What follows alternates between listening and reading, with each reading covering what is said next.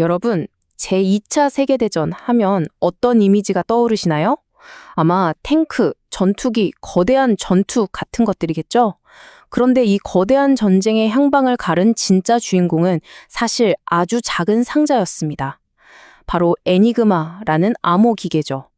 겉보기엔 그냥 타자기 같은데 나치 독일은 이 기계가 만든 암호는 절대 깨지지 않을 거라고 확신했어요.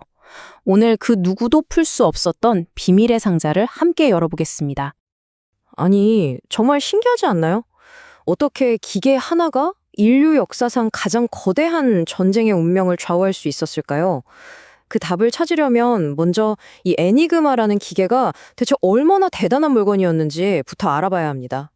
바로 이 녀석이 연합군을 공포에 떨게 했던 독일군의 비밀 병기였습니다. 독일은 이 기계로 모든 부대에 비밀 지령을 내렸고 그 유명한 전격전을 지휘했죠. 유럽 대륙은 그야말로 속수무책으로 무너졌습니다.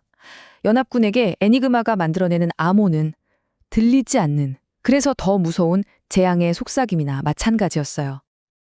자, 그럼 도대체 애니그마가 뭐길래 해독 불가능이라는 말까지 들었던 걸까요? 그 비밀은 바로 기계의 아주 복잡한 내부에 있었습니다. 애니그마의 작동 방식은 여러 겹의 장벽과 같아요. 키보드로 글자 하나를 딱 누르면 전기 신호가 플러거 보드, 회전자, 반사판을 거치면서 완전히 다른 글자로 바뀌는데요. 진짜 핵심은 바로 저 회전자, 로터입니다. 글자 하나를 실 때마다 첫 번째 로터가 딸깍하고 한 칸씩 움직여요. 이게 뭘 의미하냐면 암호를 만드는 규칙 자체가 매 순간 실시간으로 바뀌어버린다는 뜻입니다. 글자 하나 칠 때마다 완전히 새로운 암호 기계가 되는 셈이죠. 이 숫자가 바로 애니그마가 매일 만들어낼 수 있는 암호 설정의 가지수입니다. 무려 150경.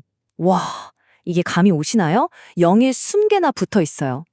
당시 연합군 암호 해독가들이 마주했던 절망의 벽이 얼마나 높았는지 짐작이 가시죠? 이건 그냥 머리 좋다고 풀 수 있는 수준의 문제가 아니었습니다. 그런데 말이죠, 모든 완벽해 보이는 것에는 아주 작은 틈이 있기 마련입니다. 이 철옹성 같던 암호에도 첫 번째 균열이 생기기 시작해요. 그리고 그 시작에는 우리가 잘 기억하지 못하는 숨겨진 영웅들, 바로 폴란드의 수학자들이 있었습니다. 이게 진짜 놀라운 점인데요. 애니그마를 깨려는 노력은 전쟁이 터지기 훨씬 전부터 시작됐다는 거예요. 1930년대 초에 폴란드 암호국은 이미 애니그마의 구조를 파악하고 심지어 메시지를 읽어내기까지 했습니다. 전쟁이 임박하자 자신들의 모든 연구 결과를 아낌없이 영국과 프랑스에 넘겨줬죠. 정말 대단한 성견지명이었습니다. 폴란드 팀이 찾아낸 균열은 기계 자체의 결함이 아니었어요. 바로 그것을 사용하는 사람의 습관이었죠. 당시 독일군은 통신 오류를 막으려고 매번 메시지의 시작 키를 2번 반복해서 암호화하도록 되어 있었거든요. 바로 이 단순한 반복 절차 때문에 암호문 앞부분에 아주 미세한 패턴이 남게 된 겁니다. 그리고 폴란드의 천재 수학자 레이에프스키는 이 작은 실마리 하나를 붙잡고 거대한 암호의 구조를 역으로 추적해냈습니다. 자, 이제 이야기의 무대는 영국의 블레칠리 파크로 옮겨집니다. 폴란드가 넘겨준 소중한 정보를 바탕으로 이제 영국 암호 해독의 중심에 서게 될 한 천재, 앨런 튜링이 등장할 차례입니다. 애니그마는 상상도 못할 만큼 복잡했지만 딱 한 가지 정말 치명적인 규칙이 있었습니다. 그게 뭐냐면 어떤 글자도 자기 자신으로는 절대 암호화될 수 없다는 거였어요. 그러니까 A를 입력하면 다른 글자는 다 나와도 A는 절대 안 나온다는 거죠. 이게 바로 튜링과 그의 팀이 집요하게 파고들었던 애니그마의 아킬레스건이었습니다. 이 약점을 공략하기 위해 해독가들은 크립이라는 아주 똑똑한 방법을 썼습니다. 일종의 예상하고 때려 맞추기 같은 건데요. 예를 들어 독일군이 매일 아침 비슷한 시간에 웨터, 즉 날씨 정보를 보낸다는 걸 알아요. 아니면 메시지 끝에 항상 하일 히틀러라고 붙이겠죠. 이렇게 원문에 있을 법한 단어를 추측한 다음 그 단어를 암호문과 비교하면서 애니그마의 자기 자신 암호와 불가규칙에 어긋나는 조합들을 하나씩 지워나간 겁니다. 150경가지의 가능성을 현실적인 수준으로 좁혀나가는 거죠. 하지만 아무리 똑똑한 사람들이 모여도 매일 바뀌는 애니그마의 속도를 인간의 힘만으로는 따라잡을 수가 없었어요. 그때 그들은 깨달았죠. 기계를 이기려면 우리도 기계를 만들어야 한다.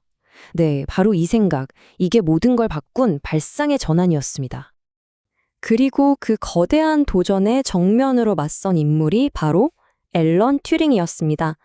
그는 폴란드가 발견한 인간의 실수와 애니그마 자체의 구조적 결함을 하나로 엮어서 이 난공불락의 암호를 기계의 힘으로 무너뜨릴 방법을 구상해냈습니다. 그 결과물이 바로 튜링의 위대한 발명품 봄브입니다. 이 기계가 하는 일은 단순해요. 수많은 애니그마를 동시에 인간이 할 수 없는 속도로 맹렬하게 돌려보는 겁니다. 그러면서 크립과 모순되는, 즉 말이 안 되는 조합들을 기계적으로 찾아내서 이건 답이 아니야, 이것도 아니야 하고 전부 걸러내는 거죠. 사실상 애니그마를 잡기 위해 태어난 또 다른 기계, 안티 애니그마였던 셈입니다. 자, 그래서 마침내 암호는 깨졌습니다. 독일군은 자신들의 모든 비밀이 연합군 손바닥 위에 있다는 사실을 꿈에도 모른 채 계속 애니그마를 썼죠. 그렇다면 이 엄청난 비밀 해독은 전쟁에 과연 어떤 영향을 미쳤을까요? 이렇게 해독된 모든 정보에는 울트라라는 암호명이 붙었고 연합군 최고 등급 기밀로 다뤄졌습니다. 얼마나 비밀이었냐면 이 정보의 존재 자체를 아는 사람이 정말 손에 꼽을 정도였어요. 왜냐? 만약 독일이 우리가 암호를 풀었다는 걸 눈치채는 순간 암호 체계를 바꿔버릴 테고 그럼 모든 게 수포로 돌아가니까요. 울트라 정보의 힘은 그야말로 전장의 판도를 완전히 뒤집었습니다. 대서양에서는 연합군 함선에 사냥하던 독일 잠수함 유보트가 오히려 사냥감이 됐고요.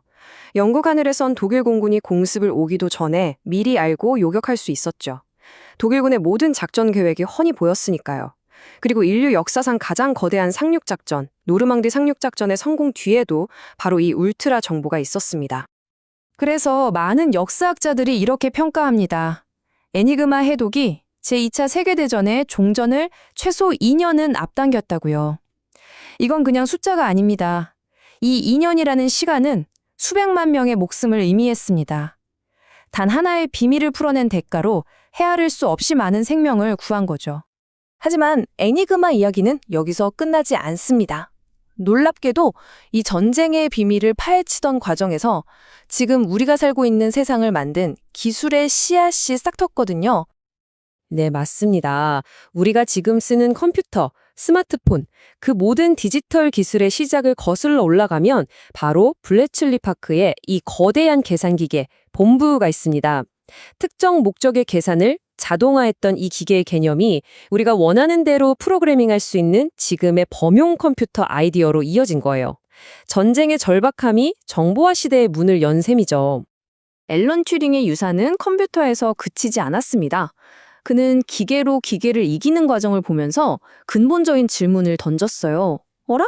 그렇다면 기계가 생각도 할 수 있지 않을까? 이 위대한 질문에 대한 답을 찾기 위해 고안한 것이 바로 오늘날 인공지능의 시대를 연 튜링 테스트입니다. 그는 이미 지금의 시대를 내다보고 있었던 거죠.